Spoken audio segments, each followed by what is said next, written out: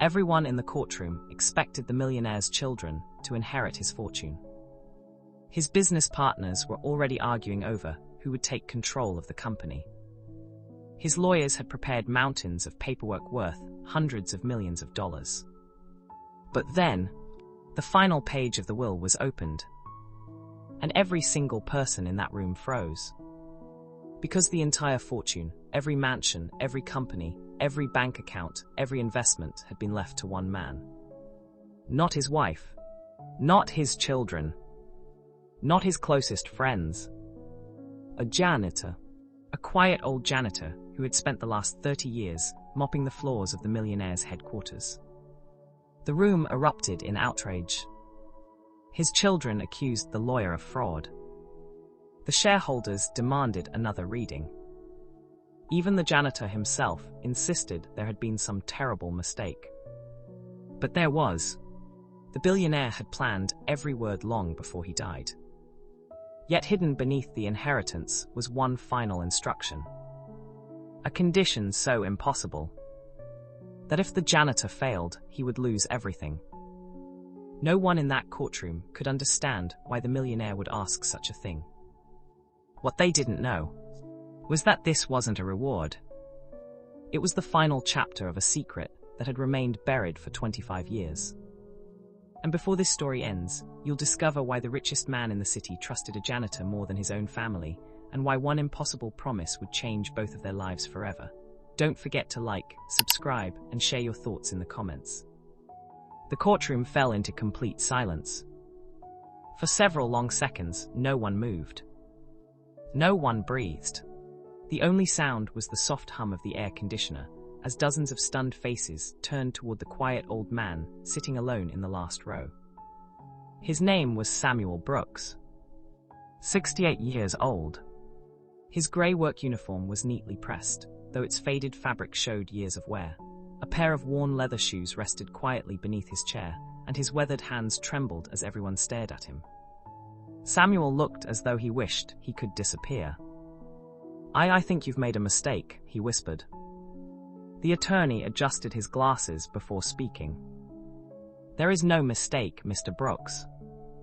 The will has been reviewed several times. Mr. Jonathan Whitmore personally confirmed every detail before his passing." Gasps rippled across the courtroom. Jonathan Whitmore, the billionaire who had built one of the largest technology companies in the country. A man admired by millions. A man feared by competitors. A man whose name appeared on hospitals, universities, and skyscrapers. Yet somehow, he had chosen his janitor. Jonathan's eldest son, Daniel, shot to his feet. "This is ridiculous." He slammed both hands onto the table. "My father barely knew this man." His younger sister, Victoria, pointed an accusing finger towards Samuel. "How much did he pay you? You manipulated him. You stole our father's fortune." Samuel's face turned pale. "I've never asked your father for anything," he said softly. "I cleaned his offices, that's all." But no one wanted to hear him. Reporters rushed toward the front of the courtroom, cameras flashing so rapidly they almost blinded him. Within minutes, news alerts began spreading across the country. Billionaire leaves entire empire to janitor. Outside the courthouse, crowds gathered. Social media exploded. Some called Samuel a fraud. Others believed he had uncovered some terrible secret. Conspiracy theories spread by the hour. Yet none of them knew the truth, because Samuel himself couldn't understand it. As the courtroom slowly emptied, the attorney approached him with a sealed envelope. Its cream-colored paper had yellowed with age. Across the front, written in Jonathan Whitmore's unmistakable handwriting, were just 6 words. To be opened by Samuel, alone.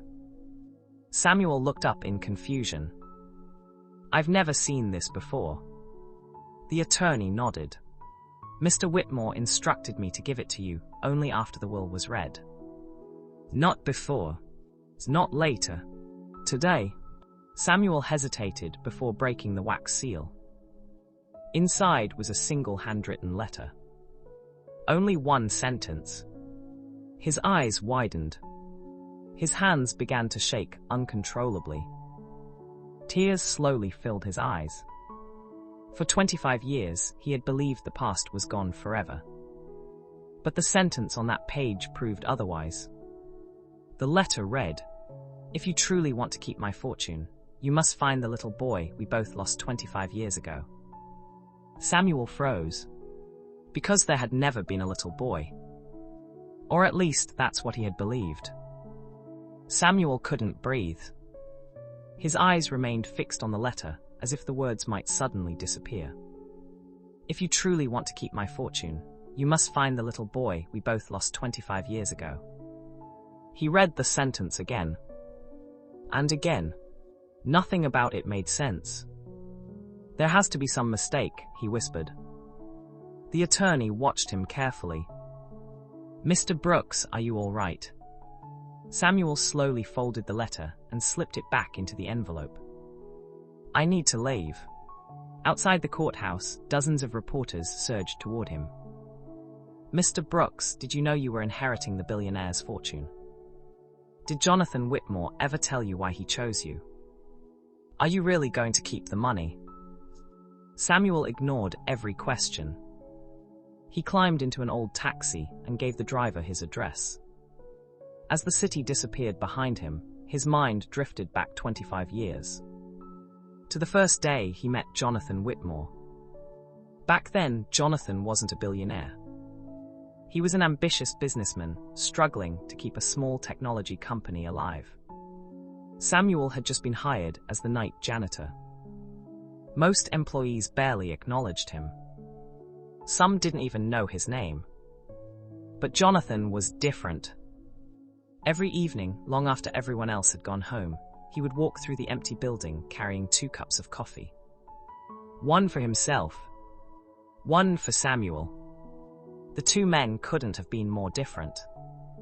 Jonathan wore tailored suits. Samuel wore a faded work uniform. Jonathan dreamed of building an empire. Samuel simply wanted enough money to care for his wife, Martha, and their 8-year-old daughter, Lily. Yet night after night they talked. About work, about family, about fear, about failure. Jonathan often admitted that he trusted Samuel more than anyone else in the company. "You never tell me what I want to hear," Jonathan once laughed. "You tell me what I need to hear." Samuel smiled. "That's because I don't work for your money. I work for my conscience." Their friendship grew quietly over the years. No headlines, no publicity, just 2 ordinary men sharing conversations after everyone else had gone home. Then everything changed. Jonathan's company exploded into a $1 billion success almost overnight. Private jets replaced late-night coffee. Board meetings replaced quiet conversations. Security guards replaced open office doors. The world believed success had changed Jonathan. Samuel wasn't so sure. Because every Christmas, without fail, Jonathan still visited the maintenance room. He still drank coffee from the old vending machine. And he still asked Samuel the same question. "How's your family?" It became a tradition neither man ever broke. Until one winter morning, Jonathan never came. Instead, television screens across the country announced that his wife had died suddenly after a brief illness. The tragedy shattered him. He disappeared from public life for months. When he finally returned, he was colder, quieter. Hardly anyone could reach him anymore. Except Samuel. Even then, Jonathan never spoke about what had happened. Not once. Samuel respected his silence. He never asked. Now, sitting alone in his small apartment, Samuel stared at the letter once more. Something wasn't right. Jonathan hadn't written, "Find my son." He hadn't written, "Find your son." He had written, "The little boy we both lost." Why we? Samuel had never lost a son. He and Martha had only one child, Lily, and she was alive, married, living 3 states away with children of her own. So who was the little boy? A knock at the door jolted him from his thoughts. Standing outside was the attorney. His expression was far more serious than before. "Mr. Brooks, I forgot to give you the second envelope." Samuel frowned. "Second envelope?" The attorney nodded. "Mr. Whitmore instructed me not to hand it over unless you opened the first letter." Samuel's pulse quickened. The attorney reached into his briefcase and carefully removed an old photograph. The edges were faded, the colors nearly gone. It showed 2 smiling men standing outside Jonathan's first office. One was Jonathan. The other was Samuel. Between them stood a young boy, no older than 6. The child's face was unmistakably clear. Samuel's knees nearly gave way. The photograph slipped from his trembling fingers and landed on the floor. His lips quivered. "No, that's impossible," because he had never seen that little boy before in his life. Yet on the back of the photograph, in Jonathan Whitmore's handwriting, were 6 chilling words. "You promised you protect him." Samuel's hands trembled so violently that the photograph slipped onto the floor a second time. "No," his voice cracked. "I've never seen this child before." The attorney didn't answer immediately. Instead, he knelt, picked up the photograph, and studied it one last time. "Mr. Whitmore told me you would say that." Samuel looked up, stunned. "What?" He said there was a chance your mind would reject the truth. A cold chill ran through Samuel's body. "What truth?" The attorney reached into his briefcase once more. "This is the last thing Mr. Whitmore asked me to give you before your search begins." It was a small brass key. Old, scratched. Its tag read only one address. Storage Unit 317. He rented this unit 25 years ago, the attorney explained quietly. He paid for it every single month until the day he died. Samuel frowned. "What's inside?" "I don't know. He never allowed anyone to enter. He said only you would understand." That evening, rain poured across the city as Samuel stood outside the storage facility. The manager recognized the key immediately. "I've worked here 22 years, the elderly manager said. "No one has ever opened Unit 317. He came once every year. He'd stand outside the door for a few minutes, then leave without going inside." Samuel's heart sank. Jonathan had carried this burden for 25 years. Alone, the heavy metal door groaned as Samuel unlocked it. Dust filled the air. The room was small. No furniture. No expensive valuables. Just neatly stacked cardboard boxes. Every single one was labeled in Jonathan's handwriting. Year 1. Year 2. Year 3. They continued. All the way to Year 25. Samuel slowly opened the first box. Inside were children's drawings. Tiny shoes. Birthday cards that had never been given. A stuffed teddy bear with one missing eye. His breathing became uneven. Every box contained memories of the same little boy. Jonathan had preserved every birthday, every Christmas, every year, for a child who wasn't there. As if he had been waiting for the day they would finally meet again. Tears rolled down Samuel's face. "What were you hiding, Jonathan?" Then he noticed a small video camera beneath the final box. A single memory card was taped to it. His fingers shook as he inserted it into the old camera. The screen flickered. Jonathan appeared. He looked much younger. His hair was darker. His eyes carried a sadness Samuel had never noticed before. He stared directly into the camera. "If you're watching this, then I'm gone." Before Jonathan reveals the truth, make sure you stay until the very end because this story is about to take a turn no one saw coming. And if you're enjoying the story so far, don't forget to like, subscribe, and let me know where you're watching from in the comments. Samuel's throat tightened. Jonathan forced a weak smile. "My old friend, I know you're confused. You believe you've never met the little boy in that photograph. And maybe that's exactly what you remember." He paused for a long moment before continuing. 25 years ago, you saved my life." Samuel frowned. "I did." Jonathan nodded slowly. "But saving me came at a terrible price. You were injured. The doctors said your body would recover. But they warned that your memory of that day might never return."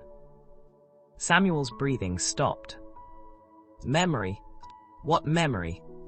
Jonathan lowered his head. "I've carried this guilt every single day since. I promised myself that if I ever found him, I would tell him everything. But I failed." His voice broke. "So now, I'm asking you to finish what I couldn't." The video ended abruptly. Samuel stared at the blank screen. Nothing. No explanation. No names. Only more questions. Frustrated, he searched through the remaining boxes. Hidden beneath the last one was a thin leather journal. Inside were hundreds of handwritten entries. Each page documented Jonathan's search for the mysterious boy. Cities, schools, adoption agencies, hospitals, private investigators. He had spent millions searching. And every entry ended with the same heartbreaking sentence. Not him. Page after page. Year after year. Hope followed by disappointment. Until Samuel reached the final page. Unlike the others, it wasn't written by Jonathan. It was addressed to Samuel. His heart pounded as he read the first line. "If you're reading this, it means I've run out of time." He turned the page. His eyes widened. A single newspaper clipping had been carefully folded inside. The headline read, "Local fire CLAMS 6 lives, child still missing." Beneath the headline was a grainy photograph of a burning apartment building. Samuel stared at it. His chest tightened. Without warning, a blinding pain shot through his head. Images flashed through his mind. Smoke, flames, a terrified little boy crying for help. Jonathan shouting his name. A small hand reaching through the fire. Then, darkness. Samuel collapsed to his knees, clutching his head. For the first time in 25 years, fragments of that forgotten night were coming back. And deep inside, he realized something terrifying. He hadn't failed to remember the little boy. His mind had been protecting him from the truth. Samuel sat on the cold concrete floor of the storage unit, his breathing uneven. The newspaper clipping lay beside him. His hands refused to let it go. For 25 years, his mind had buried something so painful that it had erased an entire night from his memory. Now the walls protecting that memory were beginning to crack. Smoke, sirens, a little boy crying. Jonathan screaming his name. The flashes came faster. Then, another memory surfaced. Jonathan wasn't screaming for help. He was screaming at Samuel.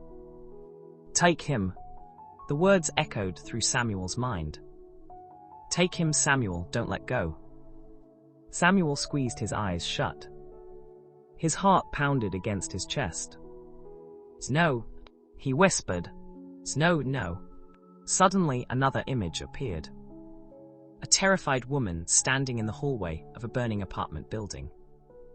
She was holding a young boy tightly against her chest. Jonathan reached them first. Samuel followed only seconds behind. The ceiling above them groaned. Flames spread across the staircase. There was only one way out. Jonathan grabbed the little boy and placed him into Samuel's arms. "Run!" But before Samuel could move, a massive wooden beam crashed between them. The building shook violently. Everything disappeared beneath smoke and dust. Samuel remembered falling backward. His head struck the concrete. Then, nothing. His memories ended there. The next morning, Samuel drove to the address listed beneath the old newspaper article. The apartment building no longer existed. In its place stood a small neighborhood park. Children laughed as they chased one another across the grass. Samuel stood silently. Somewhere on this ground, his entire life had changed. An elderly groundskeeper noticed him staring. "You looking for someone?" Samuel hesitated before showing him the newspaper clipping. The old man's face changed immediately. "I remember that fire. It shook this whole neighborhood." Samuel's voice was barely audible. "There was a little boy." The groundskeeper nodded slowly. "They never found him." Samuel swallowed hard. So everyone believed he died. The old man looked away. "That's what the newspapers reported. But rumors spread for years." "What kind of rumors?" The groundskeeper leaned closer. "Some people believed a stranger carried the child out before the building collapsed." Samuel felt his pulse racing. "A stranger?" The old man nodded. "No one ever proved it. No photographs. No witnesses. Just stories." Samuel's hands began to tremble again. Could the little boy have survived? That evening, Samuel returned home exhausted. As he unlocked his front door, he noticed something unusual. A plain brown envelope rested on the welcome mat. No stamp. No return address. Only 3 handwritten words. For Samuel Brooks. His heart skipped. He opened it carefully. Inside was another letter. Unlike Jonathan's handwriting, this one belonged to someone else. It read, "Stop looking. The truth destroyed Jonathan. It will destroy you too." Samuel looked around the empty street. No one. The writer was gone. Tucked inside the envelope was a recent photograph. Not 25 years old. Recent. Very recent. It showed Samuel standing outside the courthouse. Earlier that morning, someone had been watching him. Someone knew he had begun searching. Someone didn't want him to finish. For the first time since inheriting the fortune, Samuel realized he wasn't simply uncovering an old secret. He was walking into a secret that was still being protected. Unable to sleep, Samuel spread everything across his dining table. The photograph, the letters, the journal, the newspaper clipping. He stared at Jonathan's final journal entry again. This time, he noticed something he had missed before. In the bottom corner of the page, barely visible beneath a coffee stain, was a handwritten address. Not a city, not a house, a children's home. Samuel immediately searched through the old newspaper. There it was, one sentence buried near the end of the article. Several children from nearby St. Mark's Children's Home were evacuated before the fire spread. His heart nearly stopped. The little boy hadn't lived in the apartment building. He had been visiting someone there that night. Samuel grabbed his coat. At sunrise, he drove to the address. The orphanage had long since closed, but one small brick building still remained. A sign on the front read, St. Mark's Historical Records Archive. Inside, an elderly woman greeted him warmly. "I used to work here," she smiled. "I've kept the records ever since we closed." Samuel placed the faded photograph on the desk. "I'm looking for this little boy." The woman adjusted her glasses. The smile slowly faded from her face. She looked from the photograph back to Samuel, then to the photograph again. For nearly a minute, she said nothing. Finally, tears filled her eyes. "I never thought I'd see this picture again." Samuel leaned forward. "Do you know him?" She nodded. "I do." "Then please, tell me who he is." The woman took a deep breath. "No," she whispered. "I can't tell you." Samuel's heart sank. "Why not?" The woman slowly reached beneath the desk and removed a locked file box. Across the front, written in bold black letters, was one name: Jonathan Whitmore. She placed one trembling hand on the box and looked Samuel straight in the eyes. "Because before I open this, you need to prepare yourself. The little boy you've spent 25 years searching for has been much closer than either of you ever imagined." Samuel's heart pounded so hard he could barely hear himself breathe. The elderly woman rested her hand on the locked file box for a long moment before sliding it toward him. "This box has remained sealed for 25 years, she said quietly. "Jonathan Whitmore paid every expense to keep these records private. He told me only one person should ever open them. It's you." Samuel's fingers trembled as he lifted the lid. Inside were adoption records, medical reports, newspaper clippings, and a worn leather folder marked "Confidential." He slowly opened it. The first page stopped him cold. It was the official report from the night of the fire. The report explained everything. The little boy had survived. When the apartment building collapsed, Samuel had shielded the child with his own body. The impact left Samuel unconscious with a severe head injury. Emergency responders found Samuel alone. The frightened little boy, believing everyone he loved had died, wandered away before anyone realized he was missing. For days, police searched. Weeks turned into months. Months became years. There were no fingerprints in the national database. No missing relatives came forward. No one knew his real name. Without any way to identify him, he entered the foster care system. Jonathan never stopped looking. Not for a week. Not for a month. Not for a year. For 25 years. Samuel lowered the report, tears streaming down his face. "So he lived." The woman nodded. "He did." Samuel smiled through his tears. "Then he's alive." She looked at him with gentle sadness. "Yes, but that's not the part Jonathan struggled to tell you." She reached into the folder and removed one final envelope. Across the front was written, "To my friend Samuel, open only when you learn the truth." Samuel unfolded the letter. Jonathan's familiar handwriting filled the page. "My dear friend, if you've reached this letter, then you've finally remembered enough to forgive yourself. For 25 years, you've blamed yourself for failing a child you couldn't even remember. But the truth is, you saved him. You gave him the chance to live. I was the one who failed. I searched the world looking for him, believing I could fix the past. What I never realized was that I had already found him. Not as the frightened little boy from the fire, but as the man he became. 3 years ago, a young architect joined my company.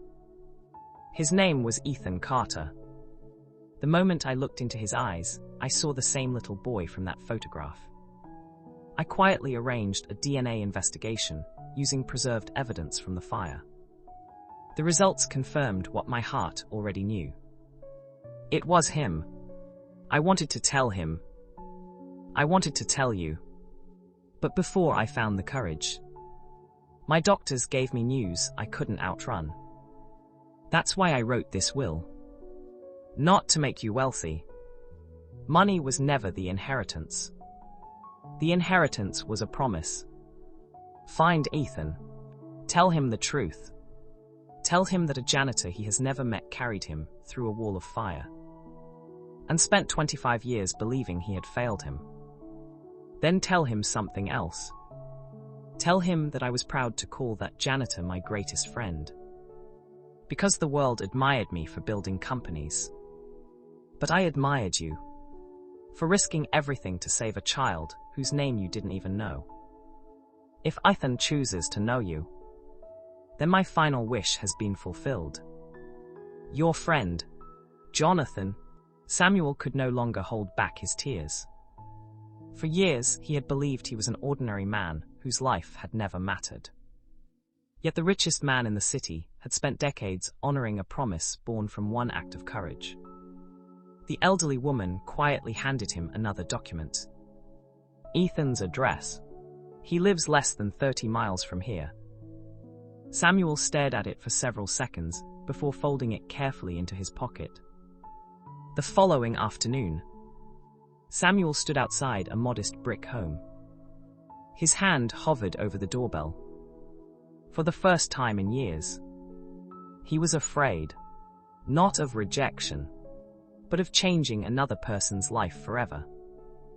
The door slowly opened. A man in his early 30s stood there. Kind eyes, gentle smile, the same eyes Samuel had seen in the faded photograph. Neither of them spoke. It was Ethan who broke the silence. I'm sorry. Can I help you? Samuel's voice shook. I knew a man named Jonathan Whitmore.